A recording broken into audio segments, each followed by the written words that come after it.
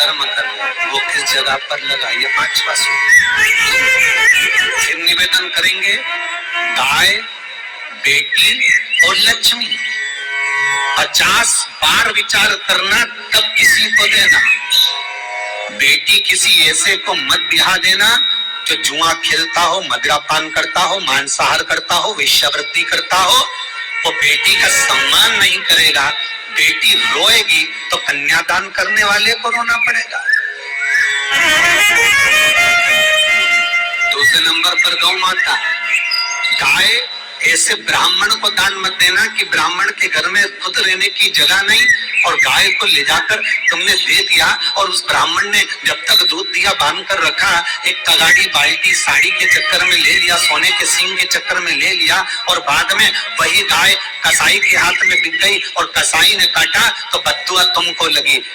बेटी, गाय और लक्ष्मी, पैसा भी किसी ऐसे भिखारी के कटोरे में मत दान देना कि जिसने ले जाकर मदिरापान में लगा दिया, जुए में लगा दिया, वेश्यावृत्ति में लगा दिया। अगर जिस भिखारी के कटोरे में पैसा दिया उसने शाम को ले जाकर मदिरापान में जुए में लगा दिया तो लक्ष्मी रोती है कि तूने मुझे गलत जगह पर दिया है इसलिए अब तुझे रोना पड़ेगा। तब व्यक्ति को रोना पड़ता है, फिर व्यक्ति रोता है। गाय, बेटी और लक्ष्मी 50 बार विचार करो क्या सही जगह पर दे रहे हो, और अच्छी जगह पर दोगे तो संपदा भी बढ़ती है, सुख आता है। अगर बेटी सुखी रहेगी तो मायके के लोग सुखी रहेंगे, गौ माता सुखी रहेगी तो संसार सुखी रहेगा। और आपने जो धन दिया, आपने जो पैसा दिया किसी भिखारी के कटोरे में, अगर उसने गलत जगह पर लगाया तो रोना तुमको पड़ेगा। किसी आजकल के भिक्षुकों को अगर रोटी दे दो तो लेते ही नहीं, आटा दो तो नहीं लेते।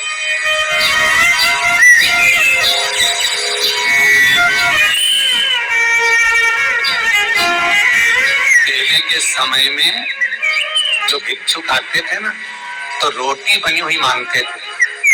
बूढ़ी बूढ़ी माताएं जानती होंगी, चिमटा बजाकर, घुंघरू बजाकर कहते थे भोजन, तो 2 रोटी निकाल कर दे दी जाती थी घर से। लो बाबा, तो माता इतना प्रेम रखती थी, केवल रोटी नहीं देती थी, बाबा बैठो हम सब्जी ला कर देते। इतना प्रेम था बुजुर्ग माताओं का, बैठो।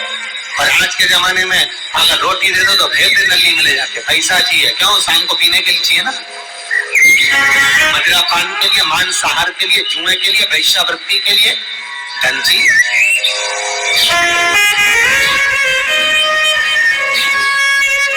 भोपाल के और इंदौर के, इंदौर का राजवाड़ा चौराया और भोपाल का लाल घाटी चौराया, इन दोनों चौराहे पर इतने से बच्चे लोग भीख मांगते हैं और उनकी माताएं और उनके पिता रोड के किनारे पर चिलम लगाते बैठे रहते हैं, पांव लंबे करके बड़े, और ये कमा कमा के उनको दे रहा है। और धन्य है ऐसे लोग जो उनको दान भी दे देते हैं।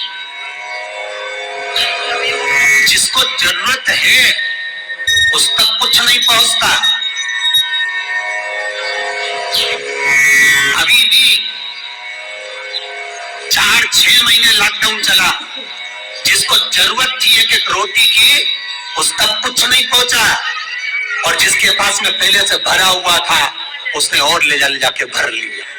जिसको जरूरत थी उस तक नहीं पहुंचा। अभी ठंड आ रही है, बहुत सारी संस्थाएं कम्बल बांटेगी, रेलवे स्टेशन पे लोगों को कम्बल उड़ा रहा है, कोई सो रहा है जमीन पर उसको कम्बल उड़ा रहा है, बस स्टैंड पे चले गए कोई रोड पे सो रहा है कम्बल उड़ा रहा है, तो इतना बड़ा नाम चलेगा कि उन्हें कम्बल उड़ाए, कम्बल उड़ाए, कम्बल उड़ाए। और वो कम्बल जिसको उड़ाया वो दूसरे दिन जाकर कपड़े की दुकान पर बेच के आ गया, 200 रुपए लिया है, रात को पीकर फिर सो गया, क्योंकि फिर कहीं का आएगा, फिर उड़ा के चले जाएगा, क्योंकि इन्होंने तो ये करके रखा है कि नाम कमाना है तो कम्बल उड़ाए जाओ।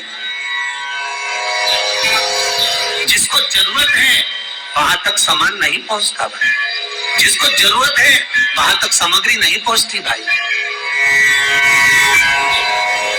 आपने दिया और उन्होंने ले जाकर बेच दिया, और फिर सोचते हो कि मैंने तो पुण्य करा है। कई लोग कहते हैं मैंने दान करा, मेरे को इतना फल मिलेगा। काहे का दान करा? ऊपर तो जा, यमराज के डंडे पड़ेंगे।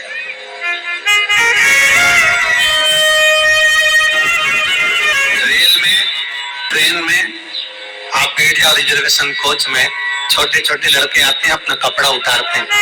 सही बोलना रे भाई, जितने लोग टीवी पर कथा सुन रहे हो, छोटे छोटे बच्चे अपना कपड़ा उतारेंगे और पोछा लगाएंगे रेल की बोगी में। जब गवर्नमेंट ने स्वीपर रख रखे हैं तो तुम्हें अंदर आने का किसने कहा? कौन ने कहा कि तुम अपना कपड़ा उतार के पोछा लगाओ?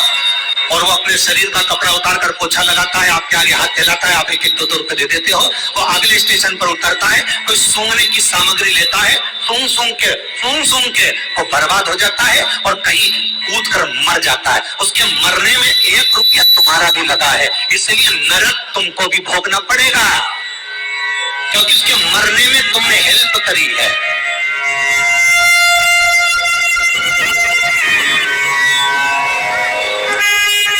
तुमने तो रुपया दिया था भोजन करने के लिए, उसमें कोई सूंघने की सामग्री ले ली और सूंघ के नशे में मर गया। उसके मरने में 2 रुपए तुम्हारे हैं, 1 रुपए तुम्हारा है, तो भोगना तो तुमको भी पड़ेगा ना।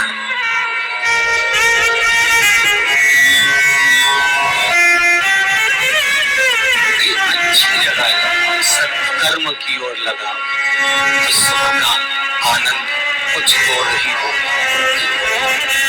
सुख का आनंद कुछ और ही होगा।